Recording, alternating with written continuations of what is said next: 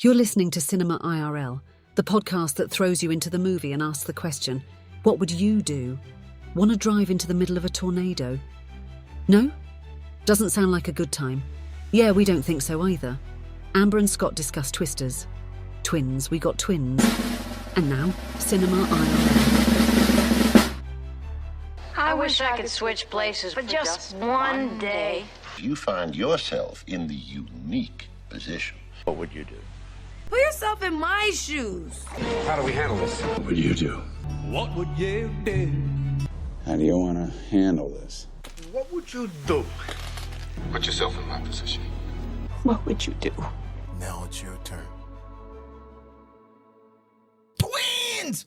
We got twins! You have been saying that line since we saw the trailer for this film about, what, a month and a half ago? At least, if not, like 3 months or three. It feels like 3 years at this point. It does feel like 3 years. It's been going for a while. Yeah, so for those of you who have not seen the trailer for Twisters, that's what we're going to be talking about today. And basically, here is our synopsis. Haunted by a devastating encounter with a tornado, Kate Cooper gets lured back to the open plains by her friend Javi to test a groundbreaking new tracking system. She soon crosses paths with Tyler Owens, a charming but reckless social media superstar who thrives on posting his storm-chasing adventures.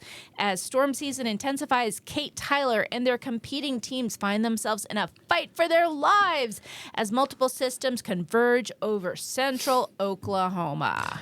Yep, that's because, central Oklahoma. Yeah, so we saw this film in IMAX with vibrating seats and sound all around, and I felt like I was in that tornado.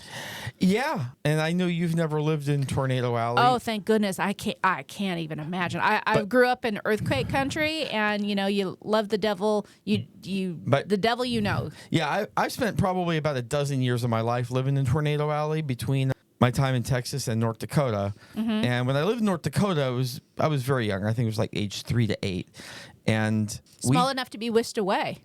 Yeah. But smart enough to know that if we're told tornado, get your ass to the basement. And then we had a few nights where we just, hung out in the basement because we didn't want to become the casualty of a tornado. I know every area, every region has their natural disaster that is familiar to them. And I grew up in areas that had earthquakes. And I know some people say, I'd never live anywhere that had earthquakes. And I feel that same way about tornadoes. I know you have advanced warning to be able to hide and get shelter and whatnot. But number one, these tornadoes came really fast in the film. Yeah, these are definitely very dramatized but even so, depictions of how tornadoes actually work. Yeah, well, it's only a 2-hour and 2-minute movie. You got to get in a lot of tornadoes. Get that. Boom, boom. Yeah, so the main character, she basically lost 3 of her besties when the film starts. They're out testing a hypothesis that she has, and she's trying to win a grant to study. And Kate gets herself in a situation where the 3 friends who are helping her get sucked into the tornado. Yeah, they didn't plan it quite right. Yeah, indeed. And there was a 4th friend of hers that was tracking data from the outskirts, so he survived. But then we flash forward in the film 5 years, and Kate's working for the National Weather Service, but she's still haunted by being responsible for her 3 friends passing or being sucked away, I guess. Yeah, and then Javi wants to bring her back into the fold and be like, hey, I need to test this equipment, and I need you. Because she has a natural ability to be able to look at the sky and the clouds and the weather and feel the wind and know what's going to happen. I don't care if I've got a natural ability to crap gold bars at that point. I care a lot. Please start crapping. Crap. After what I went through with that, nope, pass. Thanks, but no thanks. PTSD, literally watching 3 of your best friends, including your apparent boyfriend, literally ripped away from you. Nope. I want nothing to do with tornadoes. I mean, if sure, New York, watch them on radar, have a discussion. That's great. I want to be nowhere near one actually touching down at that point. Yeah, and she does have a bout of PTSD as she does help Javi, and they're setting up some data tracking, and the storm is getting closer, and she basically gets in the car and drives as far away from the tornado as she can. Yeah, she freezes. That was pretty unclear of whether or not she was actually trying to find a better position or if she was just trying to get the hell out. I thought it was pretty clear. She panicked, I thought. Well, yeah, she definitely panicked. Yeah, she definitely panicked. Yeah. Which is completely understandable. Right, because she had been fighting for her life 5 years ago and happened to survive. So not only is she carrying the guilt of her 3 friends dying, she herself has been in the eye of the storm and is quite afraid. As she should be. Yeah. Tornadoes are no joke, boys and girls. And tornadoes don't kill people. It's kill people?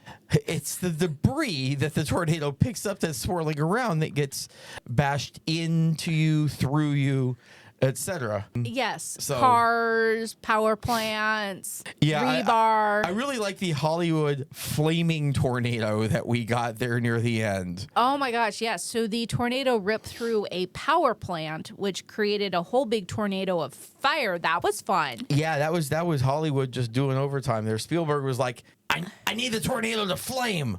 Flaming tornadoes. We've got special effects now. We can do it. Yeah, it was quite interesting.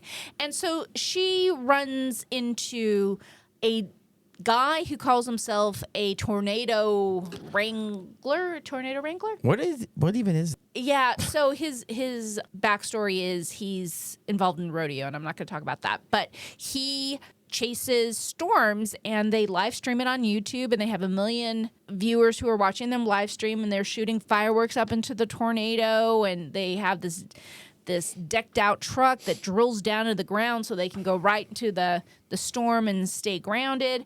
And initially, Kate thinks he's just this self-involved social media wannabe guy. Which he kind of is, actually. Yeah, he's really good at the marketing stuff. But then we later learned he's selling the T-shirts and the mugs and everything with his face and the gimmick on it because he then buys food for people and feeds them who have then lost everything in these storms, and they go in afterwards and they help people and they feed them and whatnot. So turns out he's a good guy. Yeah, though I'd like to make a note here on this. I'm all about the good guys, but if you're in the science field and you're trying to collect data on tornadoes to hope to either find a way to prevent them or alter them or something in the future, and you're faced with the decision of collect data to do this or drive into the town and try to help people. I'm not even sure how you really help. But you tell people get inside. They haven't figured it out from the damn sky. I'm sorry. That was something that they kept pushing as, oh, the good people would go into town. No, sorry. There's plenty of people in there who do that. If you're one of those very, very 0.001%, probably 0.0001% of people that could understand tornadoes and stuff well enough to actually be out and collect data and be able to do this, you're helping people by doing that. So there were a couple of situations where and I think part of that comes from the fact that both Javi and Kate did have their 3 friends die. So they definitely are carrying some survivor guilt and wanting to help people. But I agree. Obviously, the science behind studying any sort of weather patterns is incredibly important because their quest was to understand tornadoes so that they could stop them. And that's what Kate was initially doing at the beginning of the film, and that what they ultimately tried to do later in the film was to get the moisture out of tornadoes so they'd peter out and it would cause less devastation. So I agree with you. The science is definitely important. As for them going to town to help people, I think the point was, and again, I have to plead ignorance on tornadoes here, was that the weather was so unstable and unpredictable that there wasn't weather warnings. There weren't tornado warnings that there typically were, that things were happening so quickly that people just weren't expecting anything. And then out of the blue, hey, there's a tornado coming, and people weren't expecting it. I mean, in the Hollywoodized version of Oklahoma, maybe, but in the real... The musical? Yeah. The musical. In the real Oklahoma, Okay. let me tell you, those guys know all about the tornadoes, and there is lots of stuff. Like, you get your tornado watches well before you get your tornado warnings, and that's just like, hey, guys, this is possible. We're not saying it's going to happen, but it's possible. I don't think Hollywood cares about fact checking. Yeah. It's a summer blockbuster, and whatever can blow up and explode and cause your seats to rumble, I think they like. Yes, but again, in the spirit of what would you do? Yes, what would you do? Because I would not run to the town to try to, quote unquote, help the people, because I would know in real life that there would be people already there doing that. There would not be a little league game that all of a sudden got stopped out of nowhere. Oh, there's a tornado that's touched down. Run! Oh, we're all at the rodeo. Oh, guys, we have to cancel the rodeo. A tornado touched down like 50 feet outside or something. Yeah. I mean, I don't think it was 50 feet, but it was enough. And good on the tornado for wrecking the rodeo. Yeah, I hope the animals were okay. Yeah. So, I guess one of the themes, too, worth exploring here is survivor's guilt, because that was a theme throughout the film, is Kate and her life choices after that terrible tragedy at the beginning of the film with her friends dying. So this is a more difficult one for me to put in, because I've not had a scenario in my life that has put me where I could have some form of survivor's guilt. Knock on wood, that's a good thing not to be able to relate to. Yeah, but I don't know. I feel like it's kind of silly in general, because everyone's trying to survive, and sometimes like it could happen to you. It shouldn't be guilt. Unless you actually did something in the process caused them. Well, she did. She underestimated the power of the tornado, and her friends were helping her get this grant. So she said, come and help me. And this should be and I'm probably going to get the term wrong here because I'm not a tornado gal, but something was supposed to be a 1 and it ended up being a 5. Yeah, an F1 versus an F5. Yeah. And midway through the film, our character Tyler says, you couldn't have known that. Basically, those numbers come up after the fact to measure the amount of damage that was caused. And that's fake. That's incorrect. Oh, is it? Yeah, that's incorrect.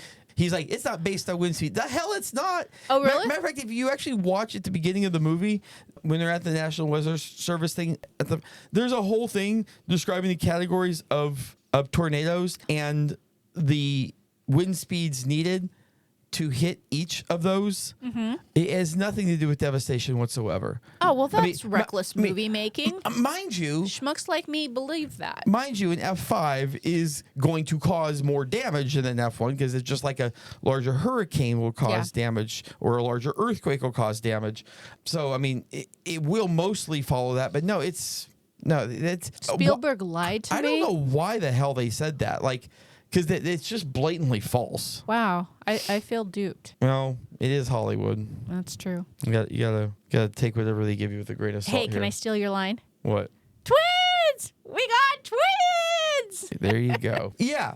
So I don't know. When it comes to being a storm chaser, I actually probably could do that. I wouldn't hate that. You could, from the I'm a scientist and I'm tracking data, or the I'm the social media guy who's driving into the storm, shooting fireworks into the tornado and live streaming it for 1 million people. Absolutely the former and not the latter. Really? Yeah, no, I mean, listen, and don't get me wrong, I don't want to be held down in a car during a tornado. I mean, it's better than the alternative. I'll take being held down in a car than flying in the sky in a car. Like, if I knew it would be safe, I think that would be really cool. The problem is the windows made me nervous. It's like something's going to fly into that window, and yet nothing hard ever flew into the window. So yeah, I mean, those windows, just due to the pressure, would crack. Like, I can't even imagine. Like, I've got to think that if you're actually a window in the center of a hurricane, or excuse me, a tornado, that you're a window.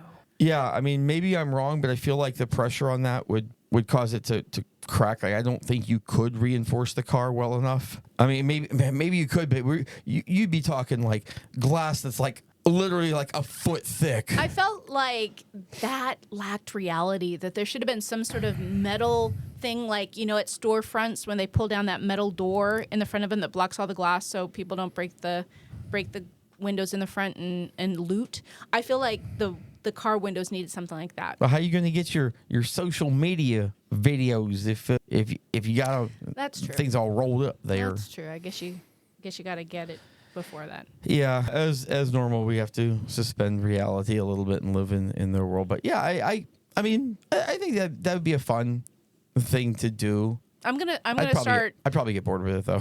Well, since I'm in California, we don't have tornadoes. Maybe I'll start chasing Quakes? earthquakes. You're a quake. A quake wrangler. Well, if we wanted, we could be a forest fire wrangler. Oh, definitely don't want to do that. Those we could see coming. Heck no. Don't Yeah. sign me up for that. So, But I'm going to drop some kitty litter in the San Andreas Fault and try and plug that thing up. That's the extent of my scientific ability. alrighty then. We hope you enjoyed our episode. Thank you for listening. And to catch all the new episodes, please subscribe. We release 2 to 3 episodes weekly, so we'll have new content regularly. Until next time.